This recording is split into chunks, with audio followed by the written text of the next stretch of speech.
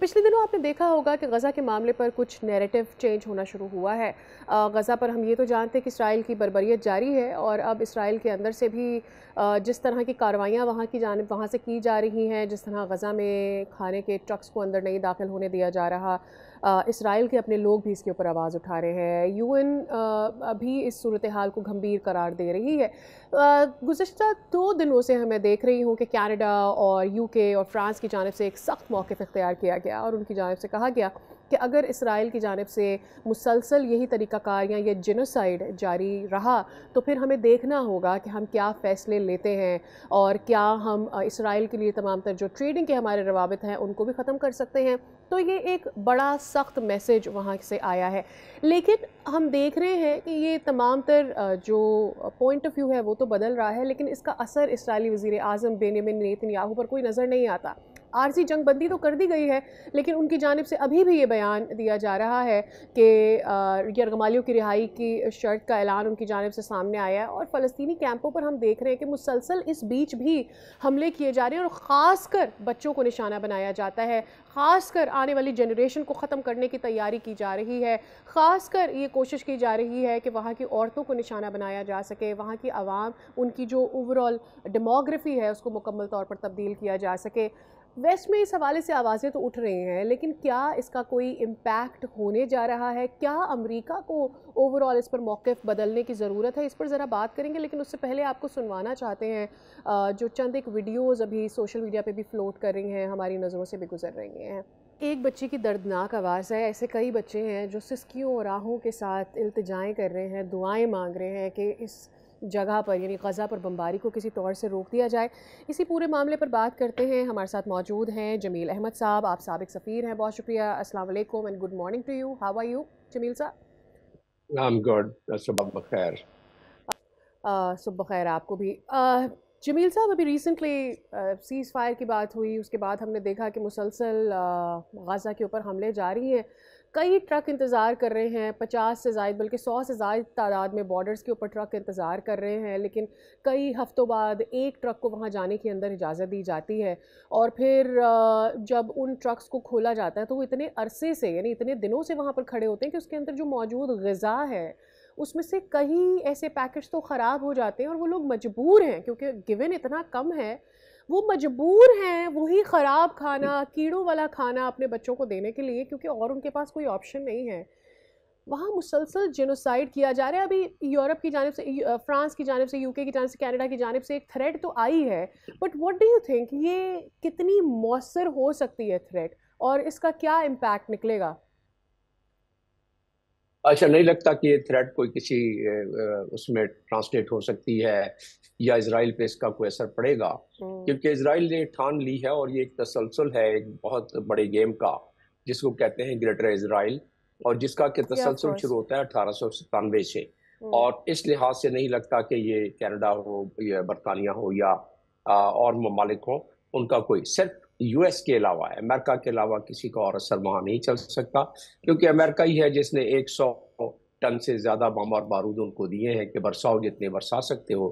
یہ امریکہ ہی ہے جنہوں نے ان کو اب بھی سپورٹ دیا ہوا ہے، بیری بیٹے کھڑے کی ہوئے ہیں اسرائیل کے سپورٹ میں، اور یہ امریکہ ہی ہے جس نے کہ تمام پہلے جتنے بھی سیکورٹی کاؤنسل کے ریزولوشن نے اس کو ویٹو کیا ہوا ہے جب ہیومنٹیرین ایڈ کی بات آتی ہے، سیز فائر کی بات آتی ہے، اور جب آئی سی سی انٹرنیشنل کرمنل کورٹ میں جب کیس چلتا ہے تو یہ امریکہ ہی ہے جو کہ اس کو انٹرنیشنل کرمنل کورٹ کے ججز کو بھی دھمکاتا ہے اور وہاں کے پروسیڈنگز کو اثر انداز نہیں ہونے دیتا ہے۔ تو اس لحاظ سے اگر دیکھا جائے اس پس منظر میں تو یہ starvation as a weapon of war یہ ورلڈ وار 2 کے بعد پہلی مرتبہ اس تعداد میں اس والیوم کے ساتھ شروع ہوئی ہے کہ جہاں 10 بمباری جمیل صاحب اب تک وہاں کر دی گئی ہے وہ کئی ایٹم بامز کے برابر ہے، اور ہم یہ بات جانتے ہیں کہ غزہ اور ہیروشیما میں کتنا فرق ہے رقبے کے لحاظ سے۔ میں اتنی چھوٹی سی جگہ پر اتنی بمباری، کیا دنیا کو وہ نظر نہیں آ رہی؟ غزہ کے جو بچے ہیں، غزہ کی جو عورتیں ہیں، غزہ کے جو جوان شہید ہو رہے ہیں وہ ہمارے بچے ہیں۔ جب وہاں سے اس طرح کے مناظر آتے ہیں تو ہمارے دل دکھتے ہیں۔ آئی وانٹ ٹو نو، بہت سارے لوگ یہ بات کر رہے ہیں کہ یہ نہیں ہو سکتا، وہ نہیں ہو سکتا، اسرائیل گریٹر اسرائیل بنانا چاہتا ہے اور یہ صدیوں پرانا ان کا پلان ہے۔ اس میں برٹش کالونائزیشن کا بہت زیادہ اثر رہا ہے. انہوں نے ان کو دے دی جگہ اسرائیل کو جو ان کا حق نہیں تھا, جو ان کی جگہ. This is all the facts that we keep hearing, but the point is وہاں کے بچے مر رہے ہیں. جو بچہ سسک رہا ہے نا, اس کو نہیں فرق پڑتا کہ انٹرنیشنل نیریٹو کیا بلڈ ہو رہا ہے. سو آئی وانٹ ٹو نو, اتنے سارے دنیا میں بڑے دماغ بیٹھے ہوئے ہیں, out of all we have not come to a single solution to this situation. Geopolitics and its devastating effect, negative effect, we can see it in Gaza. So it's ruthless. In fact, geopolitics is ruthless. Its implication and effects are ruthless. قوموں کو اس کا اندازہ نہیں ہوتا ہے, لیکن میں سمجھتا ہوں کہ OIC کنٹریز کو اس کا اندازہ ہے. اور ابھی عرب لیگ نے بھی جو 4-5 دن قبل ایک میٹنگ کی, بہت انہوں نے سخاوت دلی کے ساتھ 2 ملین ایلوکیٹ کیے لبنان اور غزہ کے لیے, جبکہ تقریباً 600 بلین کا معاہدہ کیا یو ایس سے ٹرمپ صاحب کے وزٹ کے دوران. تو بہرحال یہ تمام چیزیں ایک حقیقت ہیں, اس حقیقت کو مان لی جائے اور اس کے بعد دیکھا جائے کہ کیا ہو سکتا ہے. کیونکہ یہ بے حسی کوئی آج کی نہیں ہے, یہ بے حسی جب سے اکتوبر سے یہ سلسلہ 2023 سے جب سے چل رہا ہے, یہ بے حسی اور اس کی جو کمپلیسنسی ہے یہ اس دن سے جاری ہے.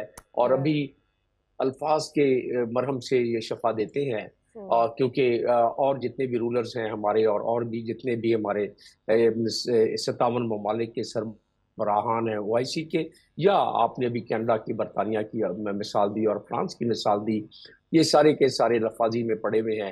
اگر یہ چاہتے تو بائی کاٹ کرتے, اگر چاہتے تو ان کے سفارت خانوں کو کہتے کہ بند کرتے ہیں ہم آپ کی سفارتی تعلقات ختم کرتے ہیں, تجارتی تعلقات. ابھی تک کی دھمکیاں ہی ہیں. نتنیاہو نے آج رات کہہ دیا, کل بلکہ کہہ دیا شام کو کہ بس اب میں فائنل سٹیجز پر ہوں, فورسز کچھ داخل ہو گئی ہیں, کچھ مزید داخل ہونی ہے. تو غزہ پہ فائنل قبضہ اگلے چند دنوں کی بات ہے. اسی لیے یہ سٹارویشن جو پچھلے 10 مہینوں سے جاری ہے, سٹارویشن وار, UN چیخ کے مر گیا, 12 NGOs کے سربراہان چیخ کے جو ہے نا ان کی آواز دبا دی گئی, اور اب تک کچھ نہیں ہوا. تو اس کا مطلب یہ ہے کہ اب تیار ہو جائیں جتنے لوگ بچ جائیں گے, کیونکہ ادموئے تو ویسے ہی ہو چکے ہیں. اور یہی مقصد تھا اسرائیل کا کہ starvation as a weapon of war جو استعمال کیا گیا ہے, جو مقصد تھا وہ حاصل ہوتا نظر آ رہا ہے. اور کل نیتنیاہو نے کہہ دیا ہے کہ اب اگر سیز فائر کرنا چاہے تو میں کچھ دنوں کے لیے سیز فائر کر لوں گا ہاسٹیج ٹرانسفر کے لیے, لیکن پھر بھی میں ختم نہیں کروں گا یہ معاملہ جنگ. کیونکہ غزہ کے معاملے میں نیتنیاہو کی اپنی بات, ڈونلڈ ٹرمپ صاحب نے بھی یہ بات کر دی تھی کہ جی وہ رائیویریا آف مڈل ایسٹ میں اس کو بنانا چاہتا ہوں, اور United state should also take control of it. یہ دونوں باتوں کو اگر ملا کے انٹرپریٹ کیا جائے تو محسوس ہوتا ہے کہ آئندہ چند دنوں چند ہفتوں کی بات ہے کہ یہ قصہ اب دنیا کی نظر کے سامنے یہ ہوتا ہوا, یہ بلکتی ہوئی انسانیت جو اتنے مہینوں سے اور اتنے عرصے سے چل رہی ہے, کہ جس میں تقریباً 54,000 افراد اب تک جو ہے وہ جاں بحق ہو چکے ہیں, 35,700 سے زیادہ, تقریباً 36,000 کے قریب بچے اور عورتیں اس میں جاں بحق ہو چکے ہیں, شہید ہو چکے ہیں. 450 کے قریب ورکرز جو ہیں وہ ایڈ ورکرز وہ اس میں اپنی جان گنوا بیٹھے ہیں, اور تقریباً 200 کے قریب جرنلسٹ جان گنوا بیٹھے. تو اس سے زیادہ اور کیا مثال, یہ سارے فگرز تو موجود ہیں نا, یہ تو فیکٹس ہیں. لیکن اگر یہ فیکٹس دنیا کو اور دنیا کے سربراہان کو منہ نہیں چڑھا سکتے اور ان کے ضمیر کو جھنجھوڑ نہیں سکتے صرف الفاظ کے لحاظ سے, وہ کہتے ہیں نا کہ الفاظ کے مرہم سے شفا دینے چلے ہیں, ان تازہ مسیحاؤں کا انداز تو دیکھو, کینیڈا ہو گیا, فرانس ہو گیا, اور اس کے علاوہ UK ہو گیا, یہ سارے الفاظ کی بھی الفاظی چل رہی ہے.